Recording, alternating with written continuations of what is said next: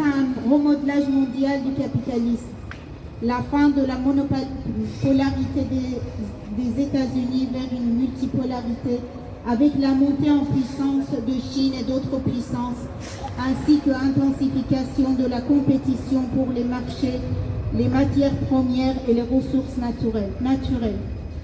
Des guerres éclatent partout, en Ukraine, à Gaza, au Liban, en Iran et plus largement dans tout le Moyen-Orient. Un nouvel ordre mondial, peut-être. L'Israël avec Benjamin Netanyahou condamné au crime contre l'humanité à Gaza cherche le grand Israël et l'hégémonie dans la région. Et les États-Unis de Donald Trump veulent renforcer leur mainmise sur des points stratégiques pour contrôler l'énergie et affaiblir la Chine. Tout cela est présenté sous prétexte de la libération du peuple iranien avec l'appui de Reza Pahlavi, fils de Shah d'Iran. Mais qu'a gagné le peuple iranien de cette guerre? L'augmentation des violences conjugales, phénomène bien connu en temps de guerre, lié au stress et traumatisme et l'insécurité. Le renforcement des rapports de domination et l'autorité du patriarcat. Par ailleurs, les industries mères en Iran sont détruites à 70%, laissant des dizaines de milliers de chômeurs. 30 000 entreprises annexes sont paralysées. Des villes entières qui vivaient grâce à ces industries sont en état de faillite, car lorsque les employés n'ont plus de salaire, rien s'achète et toute la population bascule davantage dans la pauvreté. L'impact sur la lutte ouvrière est considérable. L'arrêt de ces deux industries, les deux bastions importants de la lutte ouvrière en Iran, met directement en péril leur combat. Le travail de rue, comme la vente ambulante, devient impossible, donc beaucoup encore au chômage.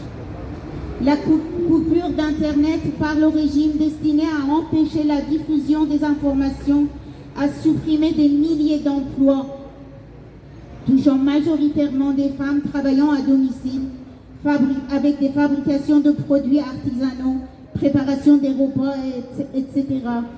et d'autres activités vendues via les réseaux sociaux comme Instagram.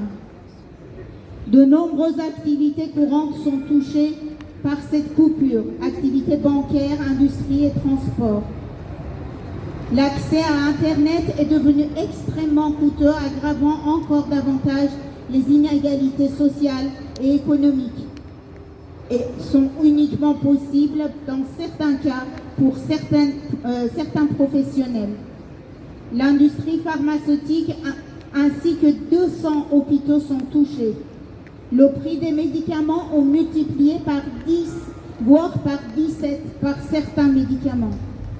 Les soins et l'hygiène sont devenus extrêmement précaires. Certaines villes n'ont plus d'hôpital, mettant de nombreuses vies en danger, en particulier dans les milieux défavorisés. Près d'1 million d'emplois sont en danger. En comptant les familles, c'est des millions de personnes qui sont directement touchées par cette difficulté financière.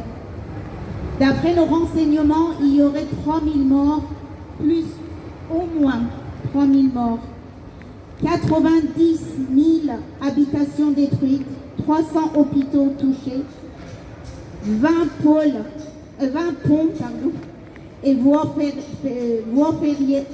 ferrées détruites, 760 écoles ainsi que des universités et instituts Pasteur sont détruits.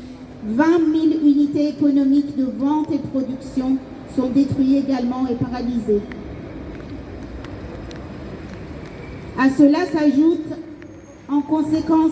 des conséquences environnementales majeures, pollution de l'air, de sol et des nappes phréatiques à cause de tous ces bombardements et le bombardement des sites chimiques.